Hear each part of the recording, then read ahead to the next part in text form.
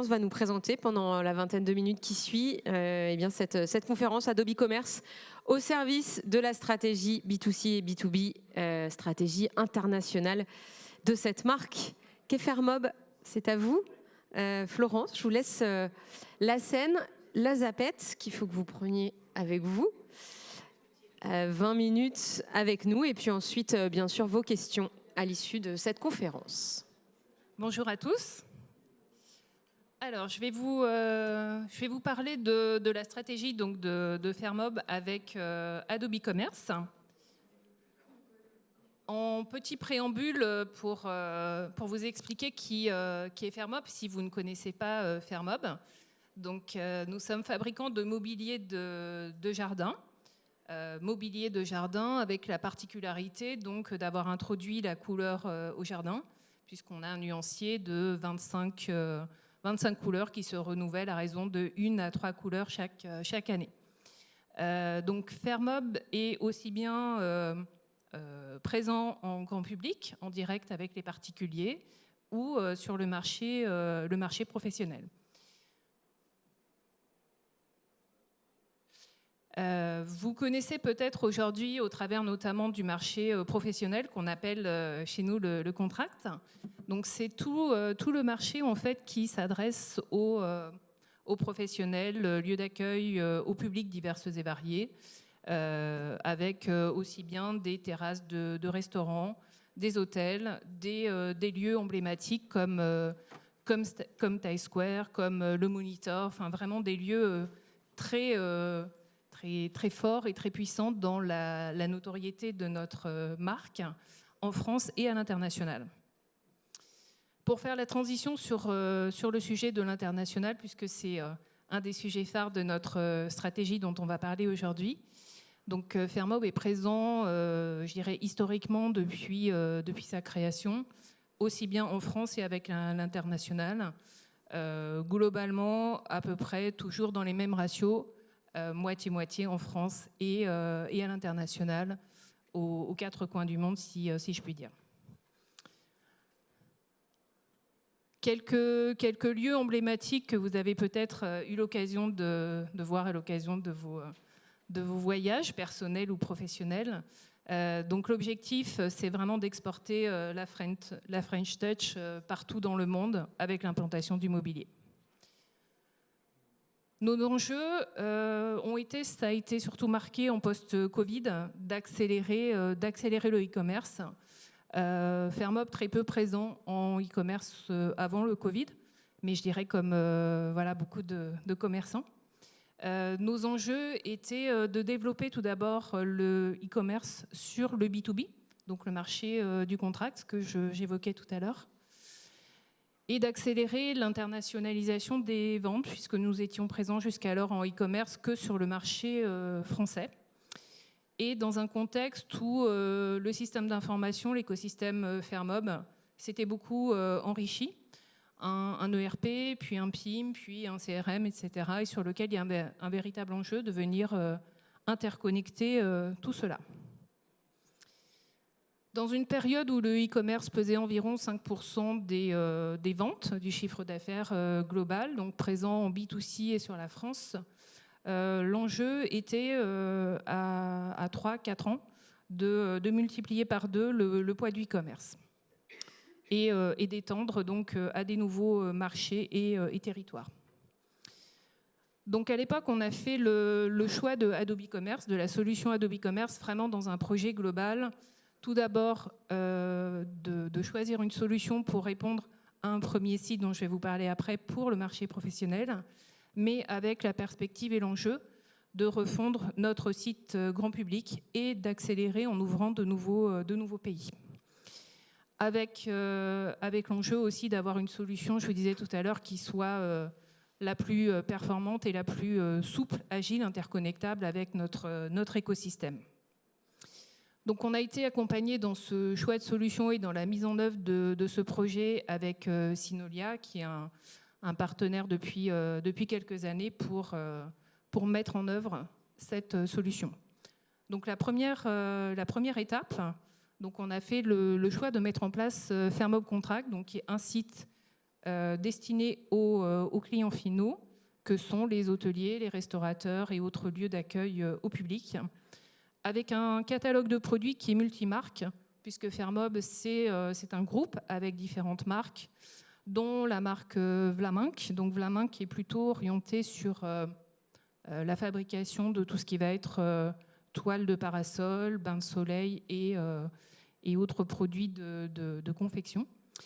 Donc le produit a été lancé en 2022, donc avec un catalogue de produits qui comportait l'ensemble des gammes Fermob et Vlaminck, et un site qui a été ouvert dès le départ donc sur la France et sur l'Allemagne. Donc ça, je dirais, ça a été une des premières étapes dans notre stratégie de déploiement du e-commerce.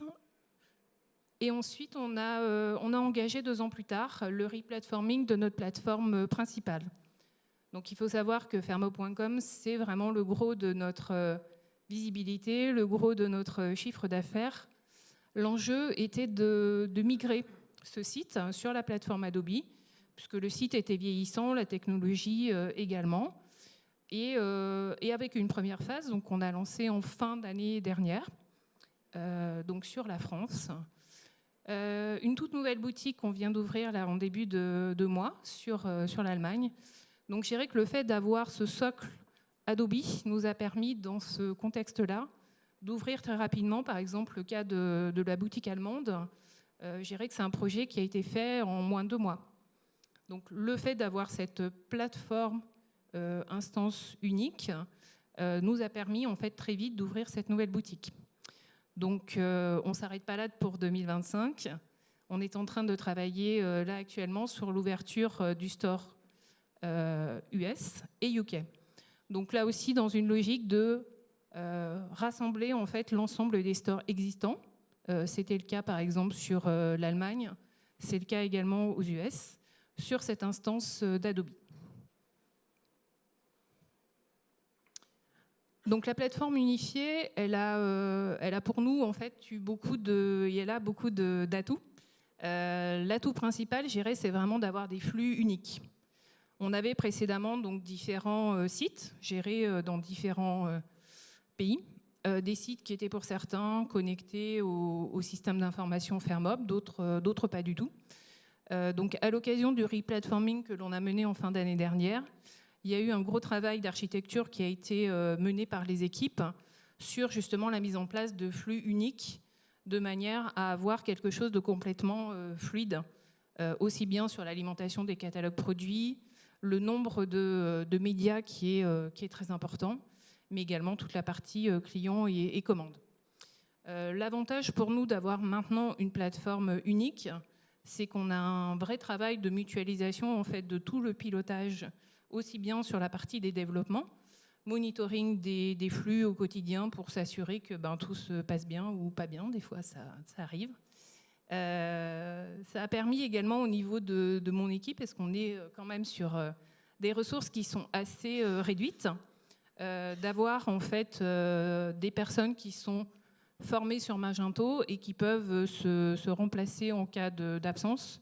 C'est également beaucoup plus facile d'avoir, je dirais, des personnes qui maîtrisent ce CMS que la technologie précédente.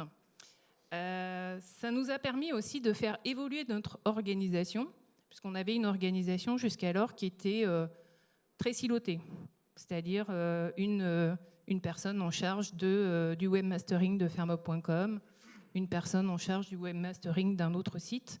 Donc on a capitalisé aussi sur le fait d'avoir une plateforme unifiée, un socle technique unique et finalement différents fronts, pour mettre en place une organisation au sein de l'équipe qui soit le reflet finalement de cette organisation plus technique, de manière à avoir une productivité et une efficacité plus importante. Ça a nécessité, ou ça nécessite encore, parce que c'est un des sujets où on est vraiment au cœur aujourd'hui, la mise en place d'une instance de gouvernance, puisque d'une organisation technique avec différents sites, des équipes potentiellement dans les pays pour gérer ces sites, on est en train petit à petit de passer sur une plateforme unifiée sur laquelle il faut arriver à organiser avec les ressources en local la collecte de leurs besoins, la priorisation, dans un contexte où en ce moment on ouvre des pays tous les 2 ou 3 mois, de manière à ce que chacun puisse finalement avoir les évolutions qui sont attendues, mais néanmoins qui ne tordent pas le socle technique. Donc ça, c'est un sujet qu'on est en train de travailler là justement en ce moment, avec une filiale aux États-Unis, des équipes sur place qui avaient l'habitude de travailler en autonomie, et sur lequel on construit justement avec eux cette nouvelle gouvernance pour qu'ils puissent continuer à animer, à gérer leur site, avec notamment toute la partie de production de contenu et une organisation interne plutôt au niveau de mon équipe, donc en centrale, sur le suivi et le monitoring du back-end plutôt de cette plateforme unifiée. Donc voilà en quelques mots pour vous partager le retour d'expérience de notre mise en œuvre de la plateforme Adobe, qui aujourd'hui est aussi bien en fait pour le besoin des professionnels que le B2C, en fait, notre plateforme centrale.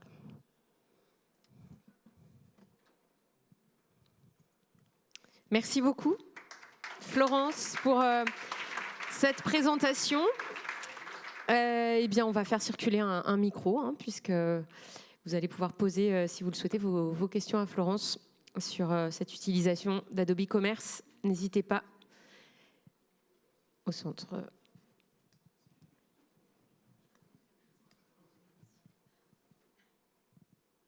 Bonjour, merci pour ces informations, c'était très intéressant. J'aimerais savoir comment est-ce que ça s'est passé pour justement former, vous évoquez les utilisateurs aux USA, tous les gestionnaires de contenu à la nouvelle technologie sous Magento. Alors, concernant les USA, c'est un sujet sur lequel là, on est en plein dedans. Donc, je dirais que la formation n'est pas encore effective, c'est quelque chose qu'on est en train de structurer. En tout cas, pour vous partager un petit peu le schéma vers lequel on va, il y a aussi bien un travail de formation qui va être fait donc, par une partie de mon équipe qui aujourd'hui utilise déjà Magento et gère le webmastering des différents stores. Et on va s'appuyer également sur Synolia, qui est notre intégrateur et partenaire sur tout le déploiement de cette plateforme. Donc vraiment un travail de collaboration. Merci beaucoup. Une autre question ? Bonjour. Concernant la partie internationale, est-ce que vous harmonisez tous vos développements et toute votre gestion au niveau du siège, ou est-ce que vous avez des différences par pays dont vous utilisez via des développements, des modules particuliers ? Alors aujourd'hui, le parti qu'on a pris, c'est plutôt d'avoir un développement, je dirais, qui soit le plus standard et homogène en fonction des pays. Les particularités pour l'instant sont plutôt au niveau des pages CMS ou des contenus vraiment purement CMS, mais je dirais que le socle commun, la partie vraiment e-commerce, est plutôt standardisée et commune à l'ensemble des stores. Merci. Des petites variantes sur les US, sur des produits qui ne sont pas, je dirais, dans le même catalogue, mais je dirais que c'est très marginal. Merci beaucoup. Une autre question ? Oui, bonjour. Je souhaitais savoir comment vous comptez faire pour prioriser justement les contenus des releases, parce que nous, on a un peu le même modèle que vous, avec plein de demandes qui viennent des pays, plus ou moins justifiées. Donc finalement, comment vous allez faire pour définir, est-ce que c'est un sujet prioritaire ou non ? Ça m'intéresse d'en échanger avec vous si vous voulez bien après. Parce que je dirais que c'est vraiment cette partie de l'internationalisation qu'on accélère là, cette année. Donc c'est vraiment un sujet qui est complètement nouveau, puisque jusqu'à maintenant, on se mettait d'accord à peu près avec nous-mêmes. Le fait d'avoir ce travail de gouvernance à mettre en place et cette roadmap avec des équipes tierces, ça change aussi beaucoup de choses, et notamment quand ces équipes ont eu l'habitude d'être autonomes, d'avoir leurs prestataires avec lesquels ils interagissaient. Donc voilà, c'est le challenge des semaines qui viennent. Ok, bon courage. Voilà, challenge partagé visiblement dans la salle. On a encore le temps pour prendre quelques questions si vous le souhaitez. Oui, devant. Merci. Bonjour. J'aurais aimé savoir qu'est-ce qui a déclenché votre décision de d'ouvrir un site B2B? Est-ce que c'est le marché et donc les clients de Fairmob qui ont exprimé leur besoin de consommer, entre guillemets, ou d'acheter sur un site B2B? Ou est-ce que c'est plutôt une décision qui a été prise par Fairmob pour optimiser les coûts ADV ou enfin, ce genre de choses? Nous, on est dans une réflexion, ouvrir un site B2B ou pas, mais j'ai besoin d'être convaincu de la raison pour laquelle on le ferait. Est-ce que c'est parce qu'on pense faire évoluer notre chiffre d'affaires de manière très conséquente, ou est-ce que c'est juste de l'optimisation de coûts? Alors, je ne sais pas si je vais vous convaincre, mais volontiers pour pouvoir échanger sur le sujet plus en détail, si vous le souhaitez ensuite. Je dirais la première raison, c'était vraiment pour accélérer là aussi l'international. On a des équipes qui sont assez importantes sur la France, plus d'une quinzaine de personnes sur ce marché-là. Donc, je dirais pour le marché français, la volonté, c'était plutôt d'optimiser le travail des équipes, notamment pour le réappro, le réassort des clients. Mais l'enjeu était surtout en fait de pouvoir développer l'international, notamment sur nos marchés prioritaires comme l'Allemagne, sur lequel on n'avait pas d'équipe présente de manière significative, voire pas du tout, et sur lequel c'est le moyen en fait qu'on a souhaité engager pour pouvoir justement développer les ventes sur ces territoires-là. Le B2B, pour être transparente, c'est quand même un marché qui est assez compliqué. C'est vrai que c'est très différent en fait du développement des ventes en B2C. Et on avait la volonté, je dirais, à la fois de travailler en fait la vente en direct, mais d'utiliser aussi ce site pour aller chercher en fait des nouveaux clients. Donc il a une double stratégie. C'est à la fois générer des leads pour identifier de potentiels projets sur des territoires diverses, avec des stratégies d'acquisition associées. Les projets se feront ou se feront pas sur le site, parce qu'on est parfois et souvent même sur des projets B2B qui sont assez importants en termes de volume de business et qui ne se transforment pas toujours sur le site, et c'est des projets en temps long. Mais je dirais que c'était vraiment une volonté double, à la fois d'aller chercher du client et du projet, et de l'utiliser aussi bien sûr comme plateforme e-commerce en direct. Je me permets juste du coup une deuxième question liée à ça. Du coup, vous n'aviez pas vraiment de ROI en tête quand vous l'avez fait? À l'époque, non. Je dirais que ça devient un sujet phare aujourd'hui, parce que la plateforme, elle a 3 ans. C'est des investissements qui sont importants, et c'est pour ça aussi qu'on veut accélérer maintenant ce volet-là. C'est que la plateforme, elle a un coût, même si on la mutualise avec d'autres marchés, d'autres pays. Donc effectivement, le ROI est quand même l'enjeu. Merci. Merci beaucoup pour ces précisions et explications. Une dernière question peut-être? Non? Vous avez faim? C'est ça? Eh bien, on va passer à la pause déjeuner. Merci beaucoup, Florence, Merci à tous. d'avoir été avec nous. Et on se retrouve à 13h30